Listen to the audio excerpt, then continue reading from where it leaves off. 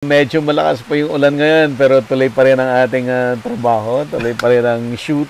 Dito po tayo sa Cavite, dito sa Villa Orbe Farms. Yan, Villa Orbe Farms. Si Paulo Orbe ang owner ng farm. At dito tayo sa town ng Amadeo. Amadeo, Cavite.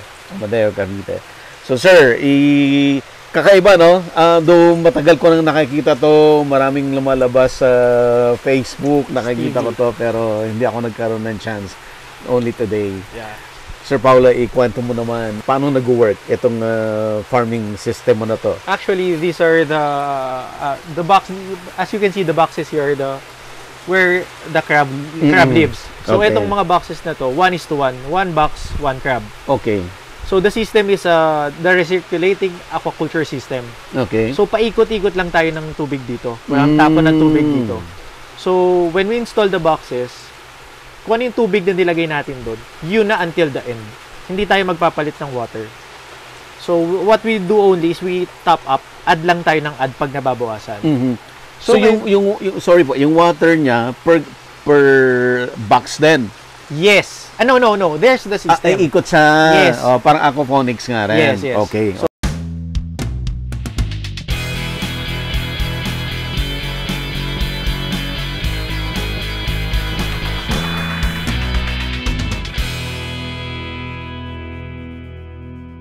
available na po ang agribusiness merch sa Shopee. Ang link nasa description box.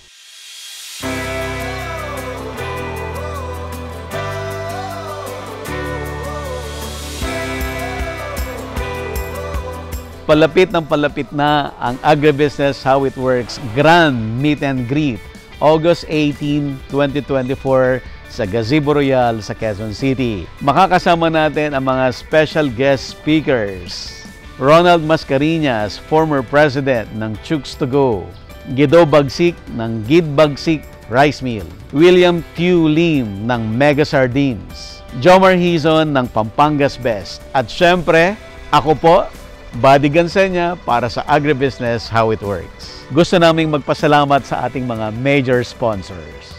Crispy King, sarap, busog at budget. Amo, ako'y magsasakang organiko, itaas ang ani, ibaba ang gastos. Agridome, empowering you with digital agriculture. Tuburan Coffee, handpicked and roasted with love. Rural Bank of Angeles, your rural bank of choice. One Sky Haro, basta aluminum, One Sky. Don Benitos, ang pambansang kasava. Greenland Organic Fertilizer, katuwang sa pag-asenso ng magsasakang Pilipino. Bulacan Dragon Fruit Depot, source of quality dragon fruits and planting materials. And we would also like to thank the following. Romsol by Rumen Nutrition Solution. Pampangas Best. Mega Prime Foods. Godel by JCG Marketing Group. Sandoval Best Farm Fruits. Razons by Glenn. Don Ricardo's Lechon. Agrimac Philippines. Allied Botanical Corporation. Tate Aqua Feeds. Don't forget to register. Strictly no walk-in. Agribusiness How It Works Grand Meet and Greet August 18, 2024 Gazebo Royal, Quezon City. Meron kompleto siya. So, meron siyang mechanical filter, biological filter, then the sterilize niya, then going back to the boxes again. Oh, I see. So, etong crabs na to, what they do naman kasi dito, we don't culture here. So, these are only fattening phases. Meaning, yung mga reject, ito yung mga reject crabs to, na ifa-fatten natin para maging export quality. Oh, I see.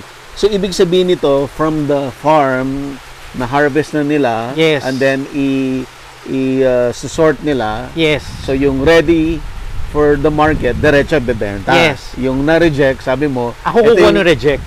And aalagaan mo ulit. For 15 days. 15 days lang? 15 days. Wow. So, after 15 days, ready for export. Na sa, 15 to 20 days. But it depends always to sa sizes. Oh. Lamig yun. Okay. Pero malalaki na siya, ha? Yeah. For example, itong isang to. Ayan, oh. How come na-reject yan? Napakalaki. So, this is a 1 kilo crab, mahigit. Okay. So, the king crab na sinasabi nila yung bulik. Mhm. So, kaya siya magiging reject. When you press this one, malambot siya. So, you can press it para sir? Oo. Malambot. So, pagka pipili ka, malambot, lumulubog yung daliri mo. Oh, I see. So, ito yung mga kinukuha namin ngayon. Binibili ko all of the rejects ng farms. Paulo, paano mo naisip to? Actually, kasi dito sa farm namin, yung mga products namin, yung produce namin dito, lahat lang yun, kinakain ko kasi. Okay. So, mahilig ka sa crabs. Yes. So, ngayon, kesa magkaroon, wala naman akong, hindi pwede ang pond dito sa upland kasi nasa Tagaytay area tayo Yes, So, yes. hindi ka makakapaglagay ng pond. So, hindi ka makakapag-culture ng crabs. It just so happen na I saw this system sa Malaysia. Okay. So, when I saw this system, so pinag-aralan namin, I went to Malaysia sa Kluang. Training kami doon for several days. Okay. Para malaman namin in and outs netong RAS na to. This is what we call the RAS. Mhm. So, when we went here, syempre, hindi pa namin alam. Sige, bili na. Bili nga muna. So, we started 100 boxes. Local boxes pa yung gamit namin. Mhm. Kasi these are the imported boxes na to eh. Dahil malalaki na siya. Yung noon, maliliit. So, nung nag-start ka, you went to Malaysia to Yes, study. with my cousin, yeah. Yeah, but meron na ring naggaganito sa Pilipinas. O wala? Ikaw yung nauna na ikaw. No, there is. Parang Okay. nauna lang sa akin for a while. Nauna sa akin for a while. So, ngayon, eto, we brought it, the system here. Mhm. So, nag-start kami. Maliliit na boxes. Good naman. Mhm. So, nakuha namin yung kung paano buhayin, lahat and all. Mhm. Nakakabenta. Mhm. Kasi nagbebenta kami weekly eh. May nagpupunta dito every weekend. So, pipiliin nila, then titimbangin namin dito. Okay. Ganun yung naging sistema namin. Eventually, nagka-fund. We sold the local boxes. Then we get these new boxes. Ito na. So, these are from Malaysia na? No, these are from China na. China Okay. boxes. Malalaki siya eh. Okay. So, and the problema kasi doon sa local boxes, hindi mabubuhay yung ganong kalalaking crab. Kasi, maliit, mababaw yung water. For example, so, dapat yung crab, fully submerged siya. Oh. Okay? Kasi pagka yung local boxes naman, hindi siya fully submerged, half, or wala pa. So, kami dito, fina-fatten lang namin siya 15 days at least for the males, 30 days at least for the females. Female. Yes. Mahirap yung female eh. Kasi papaaligihin mo pa sila eh. Oh. So, that's it. So, here, meron kaming 330 boxes here. Mhm. So, itong floor area namin is only roughly Ilan mga lang to? 15 square meters lang to eh.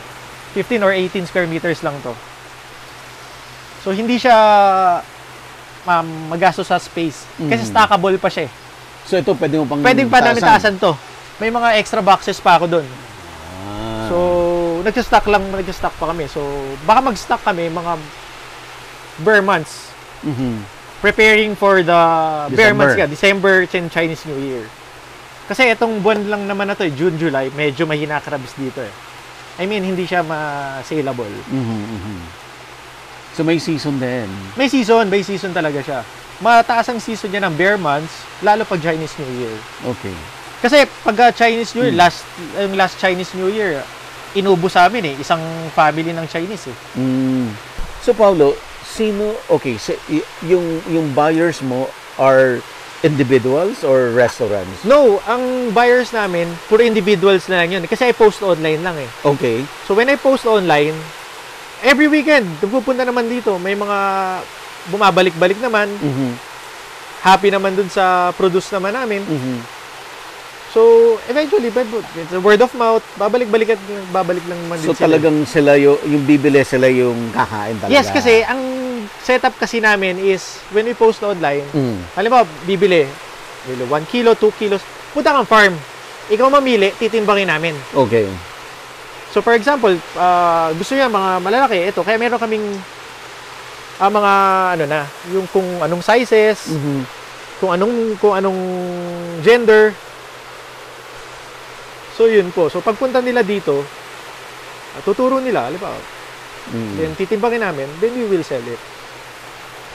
This is a good business, kasi knowing for a fact na mura ang kuha sa sa reject.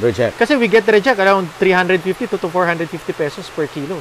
Okay. How much is yung quality? Pag binili mo ng 300 to 400 ba? Tama ba? Yeah. Then after 15 days, after 15 you to 20 sell it days, at... minimum namin is pag lumabas ng farm, 1-1. Wow, in 15 days? Yeah. 1-1. Yung maximum namin sa mga malalaki is 1-9. It depends on the season pa yun. Kasi yung mga malalaki namin, halimbawa yung babae na oversized female, we sell them ng around mga 2-3, 2-4 pag season talaga niya. Nung nag-start ka nito, nakita mo na yung potential o hindi? Hindi, malaki ang potential ng crabs in the first place. Kahit Okay. wala pa nito. Okay. Malaki ang potential ng crab. Kasi siya, parang, paano ba natin sabihin? Pagkain ng mayaman. Okay. Pagkain ng Pangmayaman. pangmayaman kasi siya dahil number one, mahal. Mm. Pag pumunta sa restaurant, sa mga seafood restaurant, anong unang hinahanap? Crabs. Mm. So, yun yung naging nakita kong potential sa kanya. Then, eventually, nung nakita namin to system na to, yun pala yun. Now, you get it at low price, you sell it high. Pwede ka pa mag-hoard. Mag-hoard? Pwede ka mag-hoard. Yung halimbawa, from this time on, tataas ang presyo sa walagaan ko muna dito ng ilang araw. Okay. Di ba? Kasi the prices of the crabs are volatile.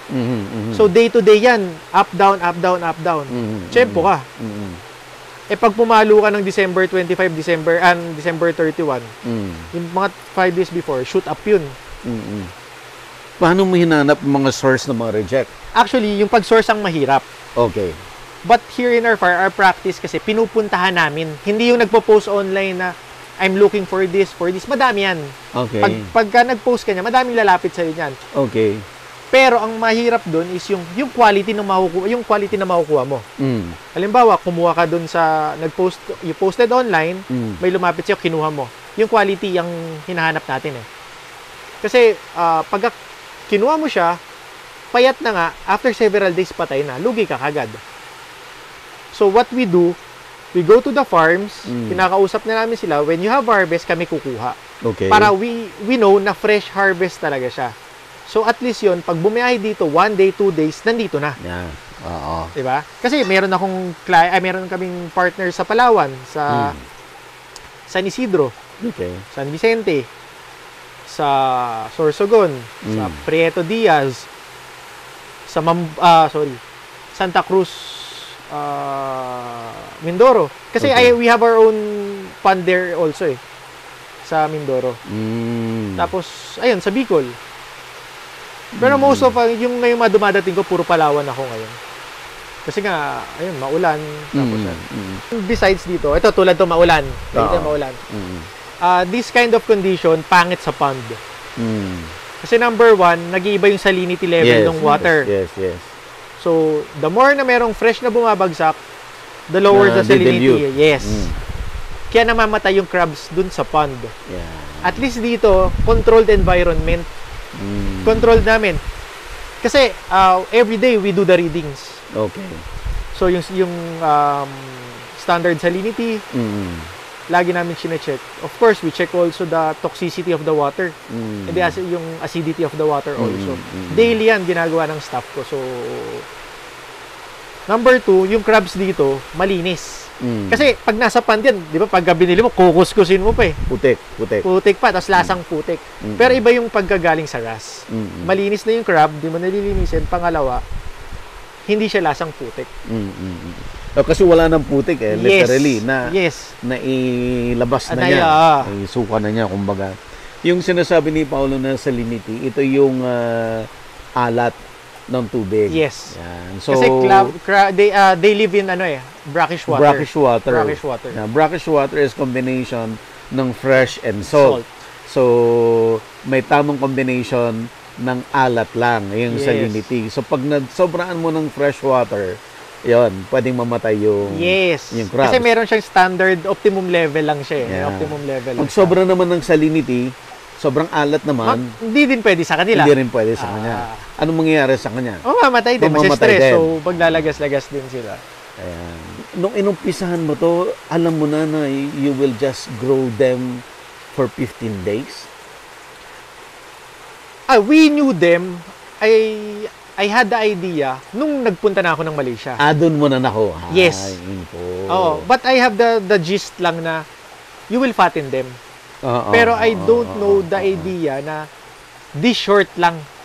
Yes. Na this short. And yung tamang sistema kung paano mo siya i-fatten. Ako rin kasi impression nung nakakakita ko ng mga ganito sa Facebook. The impression na nagigets ko doon na kaya parang doubtful ako. Akala ko from the similya, palalakihin mo siya dito. Sabi ko, ang tagal na. Ang tagal parang, doon kasi for example, yung 1 kilo na yon, 'di ba? That's the bulik. Yeah. Yung Philippine king crab natin. So ngayon sila, gino-grow out sila from yung single na tinatawag, yung crablet, for 6 months para maging ganyan. In the condition na... with the condition na maayos yung... Tama sa kanya. Kasi parang in 1 hectare, parang I think 1,000 lang ang kaya mo ilagay. Half pa dun mamamatay. Kasi they're cannibals eh. So, vulnerable sila for cannibalism pagka nag-molt. Kasi they molt eh. Eventually, papalit ng shell. Yes. Para lumaki. That's explain bakit mahal ang crabs. Yes. Pangalawa, syempre, yung manpower na tatanggalin mo yung water. Hindi ubusin mo yung water or yung meron sila yung panghuli na hindi mo naman masi-zero out yun eh.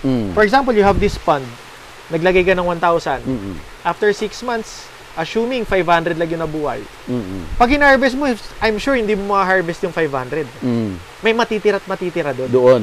Yes. Kasi nakasiksik siya. Yeah, kasi they borrow eh. Sa mga mud, di ba? Paulo, sige. Sige, at least dito, sa system naman na to, what you can see, 1:1. Meaning, alam mo na kagad kung ilan ang bilang na ma-harvest mo. On this date, coming this date, meron akong 100 for harvest.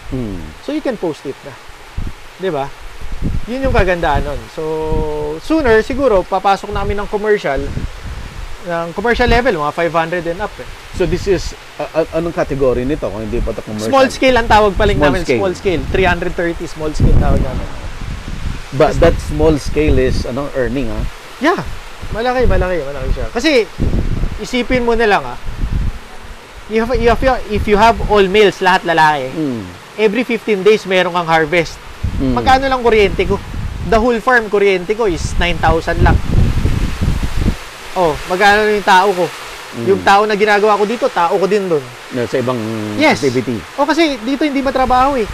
Parang she spends 30 to 1 hour a day here. Wow. Dito lang. Anong gagawin lang niya dito? Sa gabi, papakain. Shoot lang ng shoot. Shoot.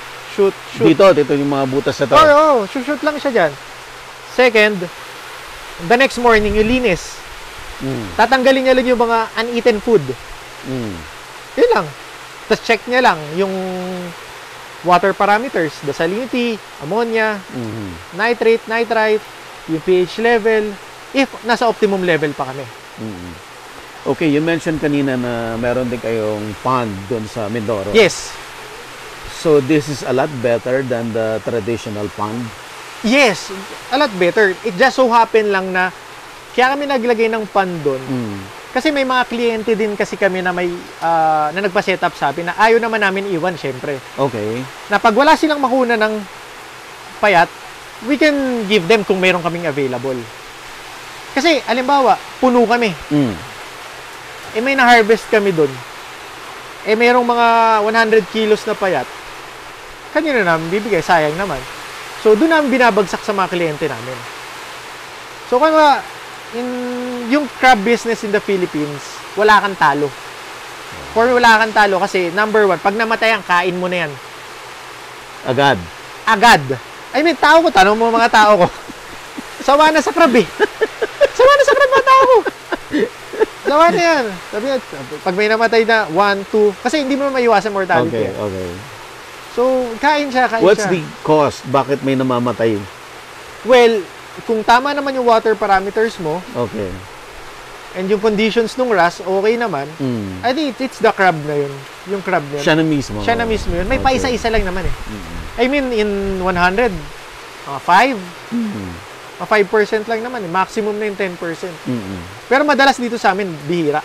Okay. Given Bihira. this system, ano yung kind ng food na binibigay? We give trash fish. Like what? Ano yun? Tamban. Tamban, May galunggong, maliliit. ganun? Yeah, yung maliliit lang na parang yung pampatis na.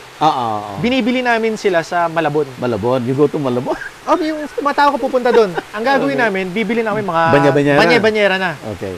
Tapos, ipoportion na namin siya. Okay. Kakat Freezer. yung ulo, kakat yung buntot, proportion na namin ng, as our standard kasi dito is, one day is around 20 grams per crab. Malit lang, ha? 20 grams per crab. Okay. So, kuha ko, maapat na banyera, lalagay na namin sa Tupperware box, yung microwavable, tapos freezer. Kuha na lang ng kuha. Kasi, kasama sa computation kasi ng system yung feeds eh. Okay. Otherwise, mag-shoot up yung ammonia mo eh. Dapat eksakto lang. Yes. Tsaka, overfeeding, well, ayun nga, masisira naman yung system mo. Yung water mo masisira, mapapanisan ka ng tubig. So, there's always, may science behind. Yeah. Alright. So, sabi mo kanina, 20 grams. Yes. Yung 20 grams kasi, isang ganto lang yun. Yan na yan. Yes. Okay. Here's the ito, for example, tamban tong nandito ngayon. So, yung isang banyera mo, ilang days na, ang tagal na nun. Ang tagal nun. Kasi, actually, bumibili ako mga 3 hanggang 4 na banyera eh. So, that's around mga 140 kilos eh. 140 kilos. Ilang So, days na yun? Wala, mga 2 months yun or more. Wow! 2 months or more yun. Ginagawa na, naka-freezer lang talaga siya. Oo. Ngayon, kasi mura sa Malabon. Yes, So, binibili namin yung fresh siya, pero yung mga durog. Oo, yung mga nalamog. Nalamog. Yung pag-transport, Yes. pagpala, ganyan. Yes, yun yung ginukuha namin yun. Kaya mura talaga yun. Naukuha lang namin siya ng halos 20 pesos per kilo eh. Wow. 20, 15, ganun. Kasi naman malbalugi sila. Kasi ang gagawin lang naman nila dito, ipapatis nila eh. So, yun yung mura dito. So, yung cost ng feeding namin, 18, siguro less than 500 eh. In a month eh. Per? Ito, the whole system The namin. whole system. Yeah. No way 330 to. Wow. 330, sabi mo kanina, yung isang hektarya, 1,000 lang. Oh, 1,000 kalahati lang kalahati. magsusurvive, di 500. Almost 1 hectare na to. Oo. Katumbas ito. Oo. Wow. Di ba? So, yun lang naman talaga. Talagang yung, dito, kailangan yung daily check lang. Ang magastos lang dito, yung test kits. Ng pag-test ng mga Yes, parameters. lalo pag bago ka pa eh. Parameters. Pag Okay. bago ka, daily ka magte-test. Ngayon, dahil syempre matagal na kami, pag silip namin yan, Alam mo na. alam na namin, itsura ng tubig pa lang, alam na namin. Gets mo na, ano yung problema. Pero meron lang kaming one test na ginagawa dito daily. Yun lang. Kahit anong mangyari, yun lang at yun lang Ano yung test yun? namin. Alkalinity level. Alkaline. Kasi nga, yung water dito sa area namin. Oh. Kasi wala naman kaming source eh. So, the more na you feed, the more na magbababa yung alkalinity niya. So, kailangan namin itaas. Okay. So, food, okay na tayo. Na-discuss na natin. Hindi problema. May Okay. source. Yes. At na-stock mo siya na maayos. Yes. Mura. Yes. Yung water parameter, binabantayan mo ang salinity. Yes. Binabantayan mo ang alkalinity. Yes. What else? The ammonia. Ammonia. Oo. Yes. Nitrate and nitrite. So, Saan nanggagaling nitrate and nitrite? Yung... Hindi, no. The toxic is the ammonia. Okay, ammonia yan. Ammonia. So, number 1. So, ngayon, dahil meron tayong filter doon, yung biological filter, parang siya yung kumakain ng ammonia. Oh, Ang food nila yung ammonia. I So, see. ngayon, yung ammonia will be converted into nitrate, then into nitrite. Okay. Or, I forgot which is, kung ano man ang una doon sa dalawa. Hanggang sa maging tolerable na siya doon sa crabs. Then babalik. Then Kasama yun. babalik ulit siya papunta sa system. So Okay. clean water na siya. Mm. So may doon sa system namin merong UV Mm-mm. para laging malinis lang siya. Okay. Saan nanggagaling yung tubig mo na maalat? Good question. Commercial pala yung... Ayan, ganda na lang. What do you call it? Agricultural? Aquaculture salt. Aquaculture salt. Okay. Okay. So yung aquaculture salt, ito yung minimix namin So, doon sa water. Na fresh water. No. Yung water na ordinary water sa gripo. Kasi Okay. dito sa Amadeo, ang water namin dito, prime water eh. Okay. Kinukuha lang namin siya, inaalis lang namin yung chlorine. Okay. So, para maalis yung chlorine, Babad. hindi, 24 hours. hinahayaan lang namin siyang mag-evaporate Yes. 24 hours. 24 hours. Tsaka namin i-mix to. Yun. So, actually, Anong formula? ang Ano formula yung- na kasi namin dito sa farm, kasi this is 6 kilos eh. I think Okay. 6 kilos to. Yung 6 kilos namin kasi is 250, ang equivalent kasi nito is 250 to 300 liters. Dami na rin. Kaya nga sinasabi namin, sa una lang naman. Sa una lang ang mahal dahil tulad nito, ang water namin is around 6,000 liters eh. Madami. Madami, so 4, 4, 4 nito. Hindi, so, bali 80 kilos. Wow. 80 kilos kami. Sa una lang yun. Is Ngayon, this expensive? yes. Tama, 2,000 plus yung 20 kilos eh. Oh. So ngayon, yung sa water naman,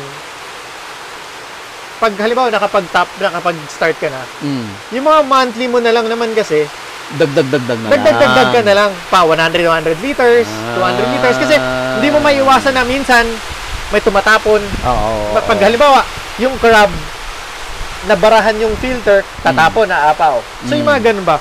Next, we get to acclimate these crabs. Kinukuha namin yung water from the system para kasi iba water nila eh. So para maging ma-acclimate sila, yun na ilalagay mo sa kanya. namin. So, for several hours. Ngayon, itong crabs na to, mamaya, we will show you na kung paano namin sila dinidisinfect. Para sigurado, pagpasok nila sa system, Hindi ma-contaminate yung system. Yun yung biosecurity namin.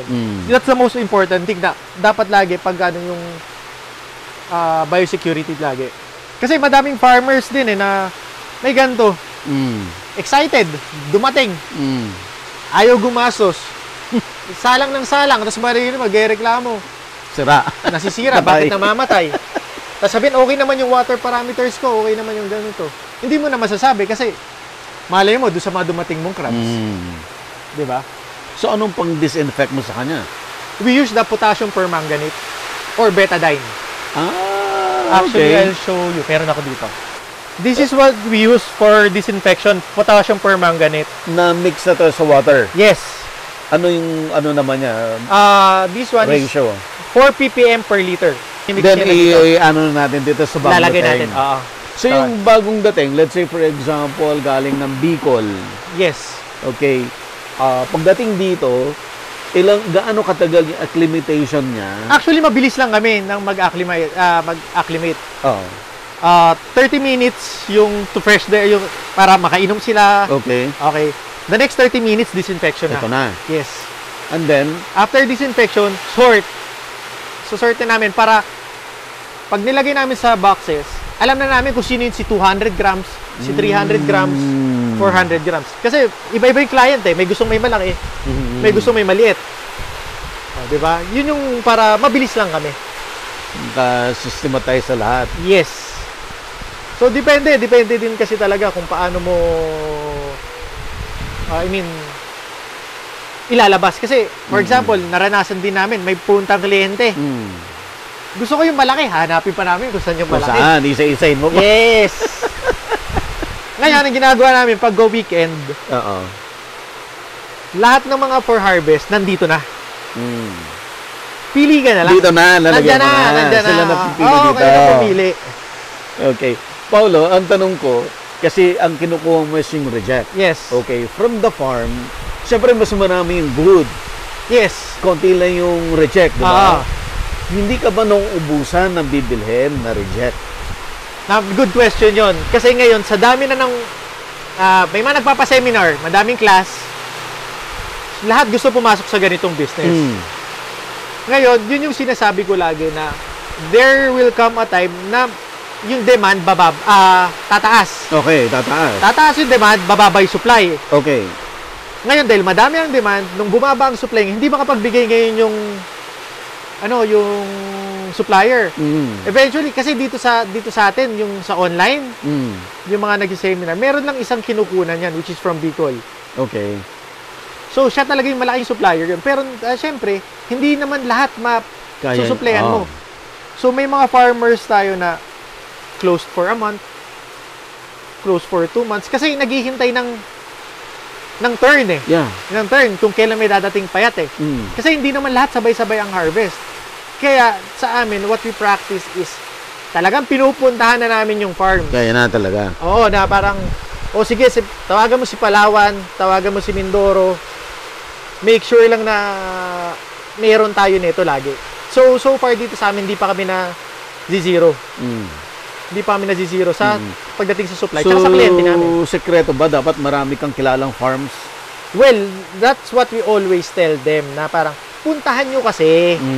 Hindi yung pwedeng, pare-pares tayo nagne-negosyo. Ang gusto nyo kasi easy access. Hindi, kasi ugaling Pilipino yun eh. Gusto pag nagtanong, nandiyan lahat.